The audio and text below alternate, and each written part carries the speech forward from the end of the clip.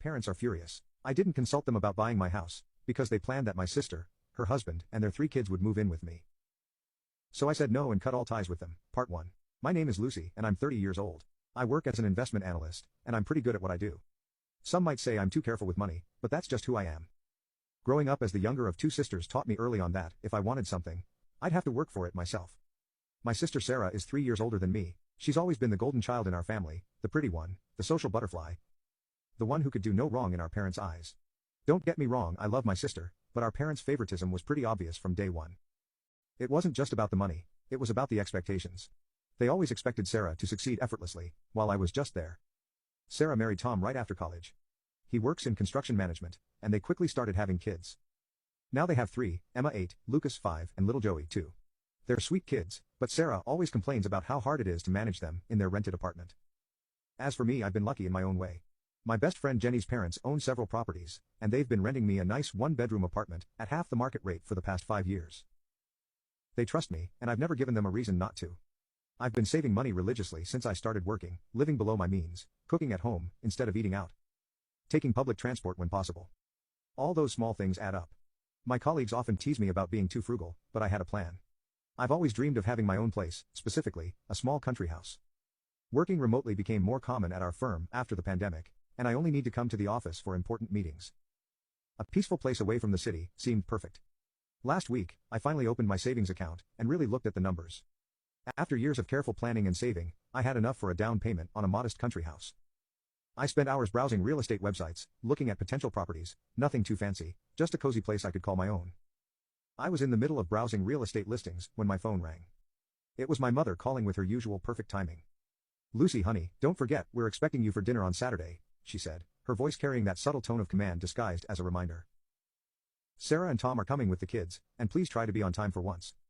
I arrived at my parents' suburban house at exactly 5:05 p.m. that Saturday. The driveway was already full. Sarah's minivan took up most of the space, forcing me to park on the street. Before I even reached the front door, I could hear the chaos inside. Emma and Lucas were probably chasing each other around the house, while little Joey added to the cacophony with his toddler squeals. "Lucy's here," Sarah announced as I walked in, barely looking up from where she was trying to convince Joey to eat his mashed potatoes. The kids barely acknowledged my presence, too caught up in their own world. Mom was in her element, fussing over everyone and everything. Dad was already settled in his favorite chair, newspaper in hand. "Everything's getting so expensive these days," he grumbled from behind the pages. "Have you seen the price of gas? Highway robbery, that's what it is." "Tell me about it," Tom chimed in, helping himself to another serving of Mom's lasagna. "And my boss, what a piece of work. Yesterday he comes in, completely changes the project timeline, without even consulting the team." "Who does that?" Sarah nodded sympathetically at her husband, while wrestling with Joey's bib. "At least you get to leave the house," she said. "Try being stuck in a cramped apartment all day with these 3. I took advantage of the chaos to check my phone under the table. There was this perfect little cottage I'd been eyeing, 2 bedrooms, a spacious kitchen, and a gorgeous garden. The price was right in my range too. I was so absorbed in the photos that I didn't notice Mom watching me until she spoke up. "Lucy, what's so interesting on that phone? You barely touched your food." All eyes turned to me and I felt my cheeks warm slightly. I could have made up something about work, but for some reason, I decided to be honest. "Actually," I said, "I'm looking at houses. I'm thinking about buying one soon." The silence that followed was deafening. Even the kids seemed to sense something had changed. Sarah's fork stopped halfway to her mouth, and Tom's endless complaints about his boss died mid-sentence. "A house?" Mom repeated, as if she hadn't heard me correctly. "Well, yes," I said, already regretting my candor. "I'm just looking at options right now. Nothing definite." "What kind of house?" Sarah asked, her voice oddly sharp. "I haven't really decided yet," I said vaguely, trying to redirect the conversation. "Hey Mom, this lasagna is amazing. Did you change your recipe?" But I could feel it, the wheels turning in their heads, the unspoken thoughts almost visible in the air. My parents exchanged one of their meaningful looks, and Sarah kept shooting glances at Tom. The usual dinner chaos resumed eventually, but something had shifted. The rest of the evening felt off-kilter, like everyone was playing their usual roles, but with their minds elsewhere. A week flew by, and I'd almost forgotten about the strange tension at the family dinner. Work kept me busy, and I spent my evenings researching mortgage rates and property taxes. I was in the middle of a Zoom meeting when my phone started buzzing, with my mother's caller ID. I let it go to voicemail, but she called right back, 3 times. Finally, during my lunch break, I called her back, expecting some kind of emergency given her persistence. "Lucy." Finally, Mom's voice was bursting with excitement. "I found the perfect house for you. You won't believe how perfect it is. Martha, you remember Martha from church? She told me about this listing in her neighborhood. It's absolutely ideal. I put down my lunch and pressed my fingers to my temple, already feeling a headache coming on. Mom, I haven't even asked for help finding a house, I said. But she was already in full swing, impossible to interrupt. It has 4 bedrooms, no 5. The master bedroom is huge, and there are these adorable children's rooms with built-in closets. Oh, and the backyard, there's already a playground installed. Can you believe it? And the location is just perfect, walking distance to St. Mary's Elementary School and the public library. Mom, I finally managed to cut in. I appreciate you thinking of me, but that's not what I'm looking for at all. There was a pause on the other end. What do you mean? She asked. I took a deep breath, trying to keep my voice gentle but firm. I'm looking for something completely different. I want a small country house, something cozy just for me. I don't need multiple children's rooms or a playground. Don't be ridiculous, she said sharply. You can't just think about yourself. You need to plan ahead. This house is perfect. It's even on sale. Martha says the owners are motivated to sell quickly. I know what works for me, I said firmly. I want a quiet place in the countryside, where I can work from home. That's what I'm looking for. She made a sound of displeasure in her throat. Well, don't come crying to me when you realize I was right. The line went dead. I stared at my phone, feeling a mixture of frustration and guilt. But I didn't have long to dwell on it, because my phone buzzed with a message from Sarah. Like, you can click on share more to see if there is a part 2. Her husband and their 3 kids would move in with me. So I said no and cut all ties with them, part 2. Hey sis, check this out. What followed was a barrage of links to real estate listings. Every single one was a massive family home in the city, 4 to 6 bedrooms, multiple bathrooms, huge yards, all near schools and parks. I quickly typed back, thanks, but I'm actually looking for something smaller in the countryside. Sarah's response was immediate. But these are such good deals. Look at this one, it even has an in-law suite. More links kept coming. During afternoon meetings, my phone kept buzzing with messages from Sarah, each one another house listing, each bigger and more family-oriented than the last. I stopped checking Sarah's messages after the 20th house listing. Instead, I called Amanda Chan, a realtor I'd found through positive online reviews. She had a reputation for really listening to her clients, which was exactly what I needed. I want something small and cozy, I explained.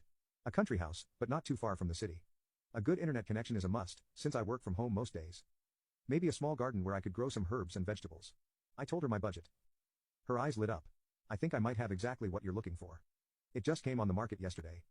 Want to take a look this weekend? The house was about 40 minutes from the city, set back from a quiet country road. As soon as Amanda's car turned into the gravel driveway, I felt something click inside me. The house was perfect, a charming 2-bedroom cottage with white siding and dark green shutters. A wraparound porch hosted 2 rocking chairs, and mature maple trees provided shade in the front yard inside. Sunlight streamed through large windows into an open-plan living area. The kitchen was small, but updated, with butcher block countertops and new appliances. A wood-burning fireplace dominated one wall of the living room. Upstairs, there were 2 modestly sized bedrooms and a full bathroom with a claw-foot tub. But it was the sunroom, at the back of the house, that sealed the deal. Windows on 3 sides looked out over a well-tended garden, with raised beds and a small greenhouse. The owner is motivated to sell quickly, Amanda mentioned as we stood in the sunroom. She's willing to offer a 5% discount for a fast closing. I didn't hesitate. I want it. The next week was a whirlwind of paperwork, mortgage applications, and negotiations. I put down a larger down payment than required to keep the monthly payments comfortable. Every night, I fell asleep looking at photos of my future home, imagining where I'd put my furniture, planning what I'd plant in the garden. When everything was signed and official, I felt like I was walking on air. I couldn't wait to share my news with my family, despite their previous attempts to influence my decision. The following Saturday, I drove to my parents' house for dinner, practically buzzing with excitement. Sarah and Tom were already there with the kids. As usual, we settled in for dinner, and Mom served her traditional pot roast. The usual complaints and conversations floated around the table: Tom's latest workplace drama, Sarah's struggles with the kids' school schedules, Dad's commentary on the economy. Then, Mom turned to me with a smile that made my stomach clench. Oh Lucy, I'm so glad you're here. I was just talking to Barbara next door. She's selling her house. You remember Barbara's house? She's willing to give us, you, a good price. You should really consider actually, I interrupted, unable to contain myself any longer. I've already bought a house. The clatter of cutlery against plates came to an abrupt halt. Emma's cartwheel in the background stopped mid-spin. The silence was absolute. I took a deep breath and started describing my new home, my voice filled with enthusiasm despite the tension around the table. It's this beautiful cottage, about 40 minutes outside the city. 2 bedrooms, the most amazing sunroom, and there's even a small greenhouse in the backyard. The previous owner had these gorgeous raised garden beds. Are you out of your mind? Dad's fist came down on the table, making the plates jump. I'd never seen him this angry before. Joey started crying at the sudden noise. What? I stammered, completely thrown by their reaction. How dare you? Mom's face had turned an alarming shade of red. How dare you buy a house without consulting us first? After everything we showed you, all those perfect family homes we found. I felt like I'd suddenly stepped into some bizarre alternate reality. Why would I need to consult you about buying my own house with my own money? Because we had it all planned out. Mom was practically screaming now. Barbara's house would have been perfect. Right here in the neighborhood. Plenty of room for everyone. Room for everyone? I repeated slowly, feeling increasingly confused. It's just going to be me living there. The silence that followed was deafening. Mom and Dad exchanged looks while Sarah sat there with an eerily calm expression on her face. Tom was suddenly very interested in his plate. Actually, Lucy, Mom said, in a tone that made my blood run cold, the plan was for Sarah, Tom, and the kids to live there with you. I stared at her, waiting for the punchline. It didn't come. I'm sorry, what? I managed to choke out. Sarah nodded, as if this were the most natural thing in the world. We're so cramped in that apartment, Lucy. It's really hard on the kids. Your house would have given us all the space we need. She smiled like she was discussing borrowing a sweater. And since we wouldn't have to pay rent or utilities, we could finally start saving some money. I looked around the table, from face to face, waiting for someone to crack a smile, to say, gotcha, or burst out laughing.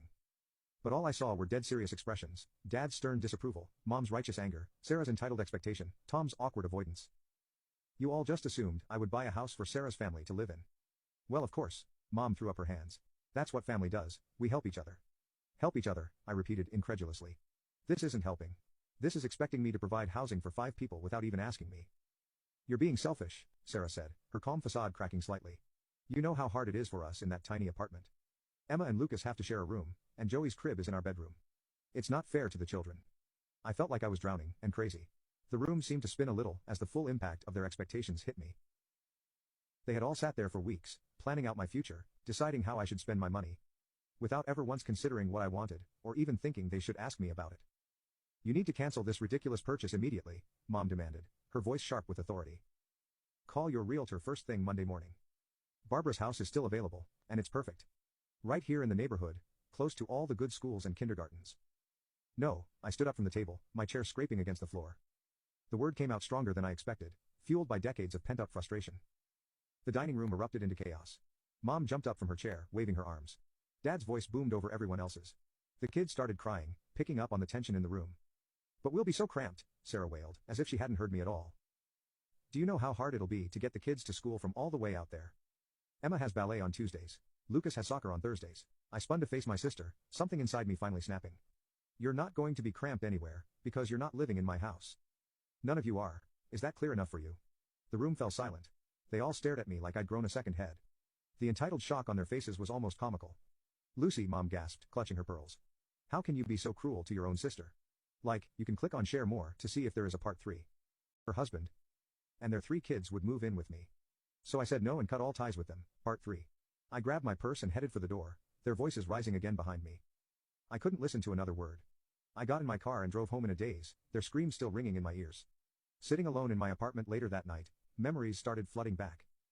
Christmas 1999, Sarah got the expensive American Girl doll she wanted, while I received the knockoff version from the discount store. They look exactly the same, Mom had said, but they didn't. On our 16th birthday, Sarah had gotten a brand new Volkswagen Beetle when she turned 16, complete with a big red bow on top. I got Dad's old Honda with 150,000 miles on it, and a tendency to break down. At high school graduation, Sarah's graduation party was a catered affair in the backyard, with a hired DJ and custom decorations. Mine was a quiet family dinner, because we had too many expenses that month. In college, Sarah attended her dream school with our parents covering every expense, tuition, room and board, even a generous monthly allowance.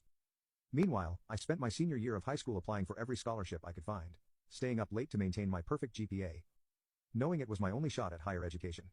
And now here we were, after years of favoring Sarah, of giving her everything while I worked for scraps.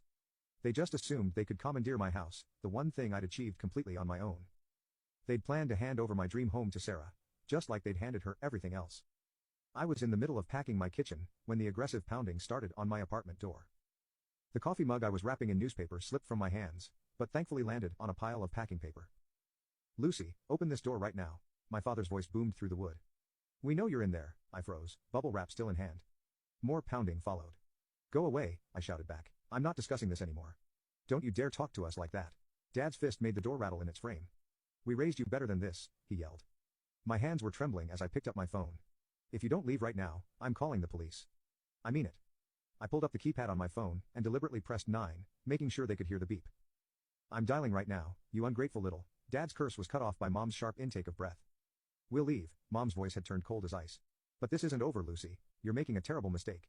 I listened to their footsteps retreating down the hallway, then slid down against the wall, my heart pounding. I thought that would be the end of it, but I was wrong, so wrong. The first message from Sarah came an hour later, a photo of Emma and Lucas crammed together on their shared bunk bed. "Look how little space they have," the caption read. "Emma can't even have a desk for homework." I didn't respond. Another photo followed, Joey's crib wedged into the corner of Sarah and Tom's bedroom. "He wakes up every time we come to bed.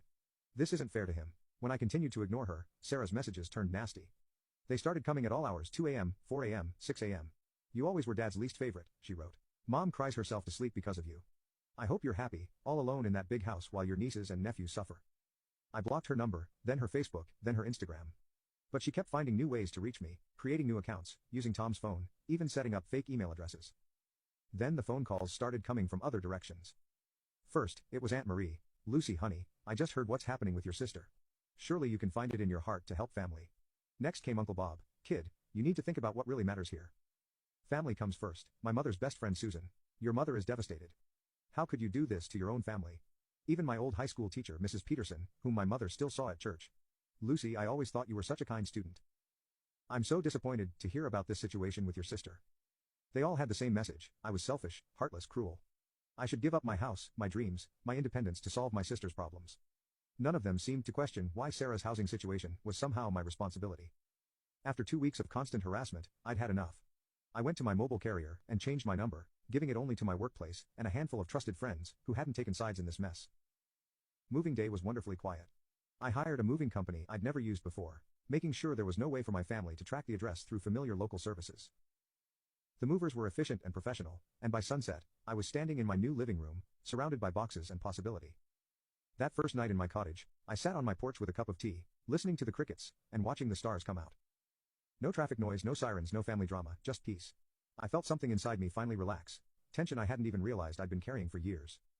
Of course, I still occasionally saw their social media posts. Sarah's passive-aggressive status updates about family betrayal and selfish siblings. Mom's thinly veiled posts about ungrateful children and family duty. The comments from relatives and family friends. All taking their side, without knowing the full story. But here's the thing, none of it bothered me anymore. Their words couldn't touch me in my new sanctuary. I transformed the second bedroom into a home office, setting up my monitors to face the window where I could watch birds visit the bird feeder I installed.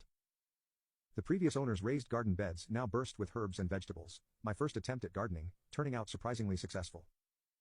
The greenhouse became my weekend project, slowly filling with plants that made the space feel alive and vibrant. My work productivity actually improved, without the constant family interruptions. My boss noticed and gave me more responsibility, along with a raise. I started taking online courses in investment strategy, expanding my expertise without anyone telling me I was wasting my time, or should be focusing on finding a husband instead. Sure, there were moments when I missed the idea of family, not the reality of my family, but the dream of what a supportive family could be. Those moments usually passed quickly, when I remembered the peace I'd gained in exchange. I made new friends in the area.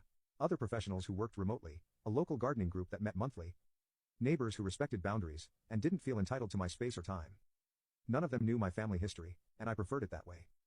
They knew me as I am, not as the person my family tried to force me to be. The funny thing is, I'm probably being more true to my parents' original dreams for their daughters than Sarah is. They raised us to be independent, successful women. They just never expected me to be the one who actually did it, and they certainly never expected me to be independent from them too. Sometimes, the best family you can have is yourself. At least until you choose to add to it, on your own terms, in your own time, in your own way. And that's more than enough for me.